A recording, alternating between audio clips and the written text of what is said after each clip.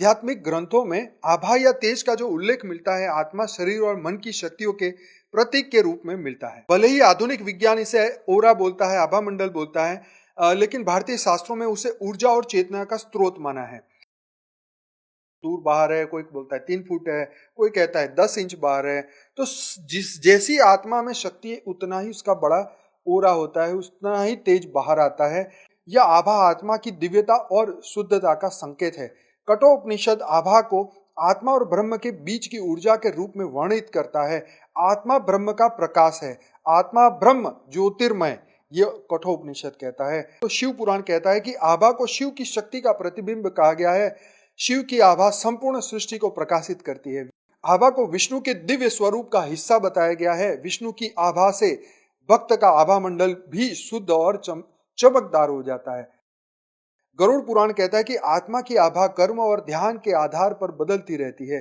जो व्यक्ति ध्यान करता है उसकी आभा सूर्य के समान तेजस्वी हो जाती है। देखो कितनी मस्त बात है।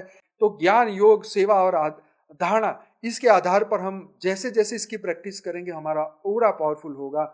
जैसे हमारा मन शुद्ध होगा, हमारा अंतःकरण शुद्ध होगा, तो उतना हमारा ऑरा भी पावरफुल होगा। इसलिए बापूजी बोलते हैं आत्म स्वरूप का अभ्यास करो। आत्मा के स्वरूप में अगर आप स्थित हो जाते हैं तो ब्रह्म स्वरूप में स्थित हो जाने से, आत्म स्वरूप में स्थित हो जाने से हमारी आत्मा जो है वो पावरफुल बन जाती है, पावरफुल अनुभूति करती है और उस वक्त हमारा ऑरा पावरफुल बन जाता है।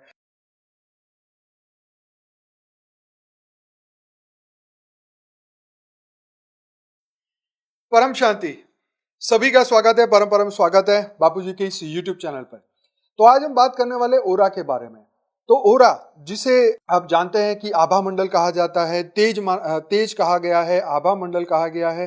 तो आज हम उसके बारे में जानने वाले हैं। वेद, उपनिषद, पुराण ओरा के बारे में, आभा के बारे में क्या बात करते हैं, आज हम ये चर्चा करेंगे।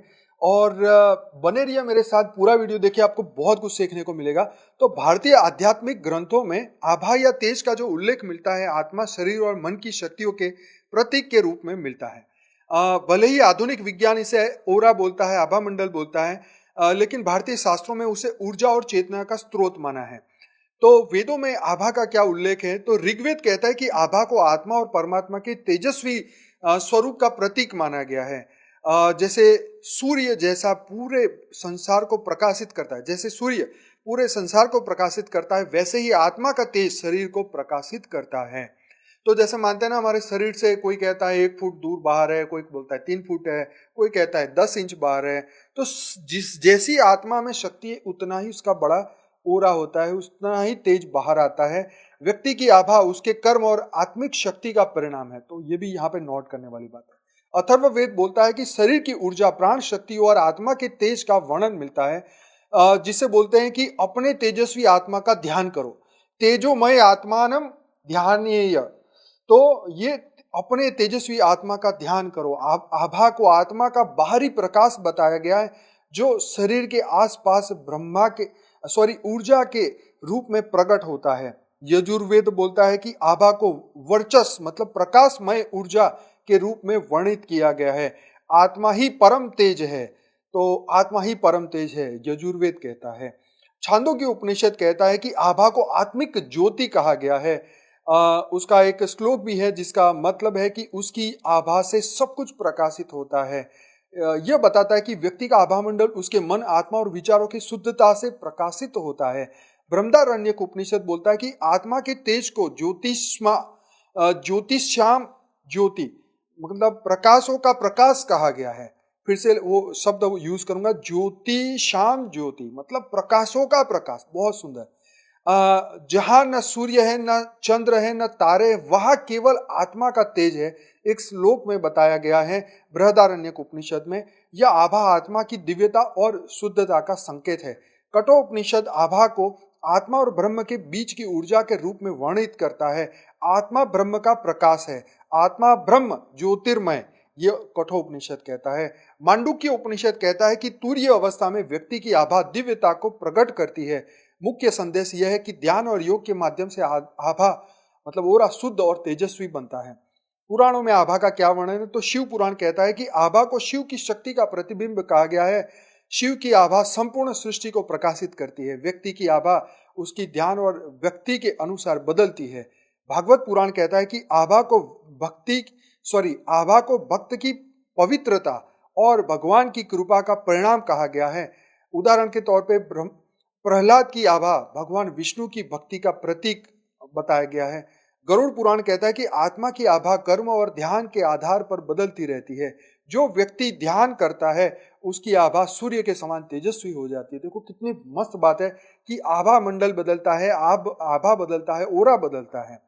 विष्णु पुराण कहता है कि आभा को विष्णु के दिव्य स्वरूप का हिस्सा बताया गया है। विष्णु की आभा से भक्त का आभा मंडल भी शुद्ध और चमकदार हो जाता है। तो जैसा क्रिएटर है वैसी उसकी रचना है, तो जितना पावर उसके अंदर रचयिता में है उतनी ही पावर रचना में भी है, हमेशा याद रखिए।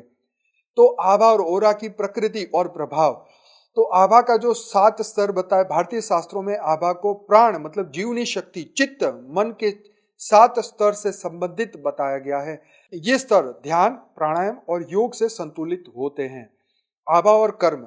शुद्ध कर्म, सच्चा ज्ञान और भक्ति से आभा तेजस्वी होता है।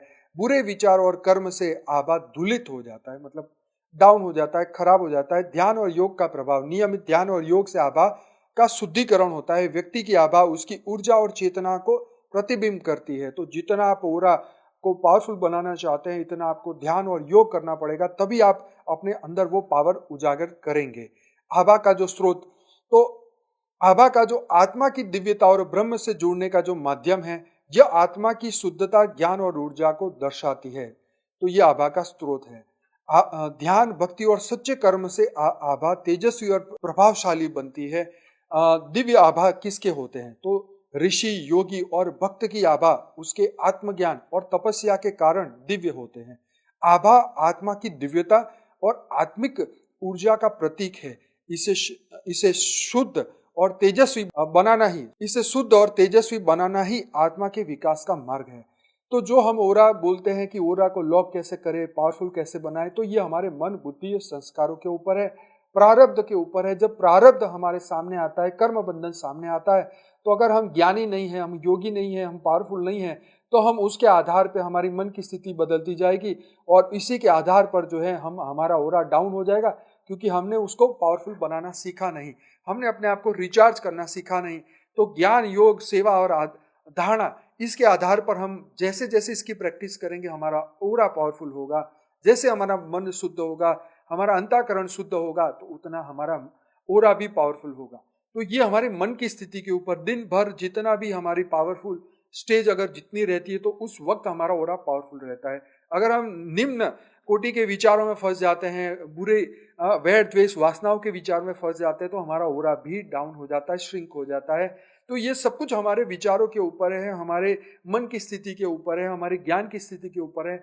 इसलिए बापूजी बोलते हैं आत्म स्वरूप का अभ्यास करो। आत्मा के स्वरूप में अगर आप स्थित हो जाते हैं, तो ब्रह्म स्वरूप में स्थित हो जाने से, आत्म स्वरूप में स्थित हो जाने से हमारी आत्मा जो है वो पावरफुल बन जाती है, पावरफुल अनुभूति करती है, और उस वक्त हमारा ओरा पावरफुल बन जाता है। तो सभी दिव्य आत्माएं, अगर आप और सीखना चाहते हैं, तो हमारी बापूजी की इस चैनल पे ओरा के बारे में कई वीडियो है। तो हमारे कोर्स के इस लिस्ट के अंदर ओरा के बारे में हमने बापूजी ने जो कहा है वो 5-6 वीडियो के अंदर हमने बताया। तो जरूर से इस चैनल को सब्सक्राइब करें और ओरा के अंदर, ओरा के डिटेल में जानिए कि ओरा क्या है, कैसे उसको पावरफुल बनाया जाए, कैसे उसको लॉक किया जाए, कैसे आत्मा की शक्ति बढ़ाया जाए। तो हमारे साथ बने रहिए। डेली रात को 10 से 11 लाइव मेडिटेशन में 1200 से ज्यादा वीडियो बन चुके हैं। आज ही हमारे साथ जुड़िए, इस चैनल को सब्सक्राइब करिए। आप सभी का दिव्य आत्माओं का बहुत बहुत धन्यवाद, कोटि कोटि धन्यवाद। बेहद की परम महाशांति। सोचो, बोलो, परम शांति। Join us daily for our morning live meditation, Monday to Saturday, 5:30 to 6:30 a.m. Join us daily for live meditation, 10 p.m. to 11 p.m. on YouTube Live. Subscribe now. Website www.paramshanti.org. Email us anant@paramshanti.org. Like, share, subscribe. Join today. बेहद की परम शांति।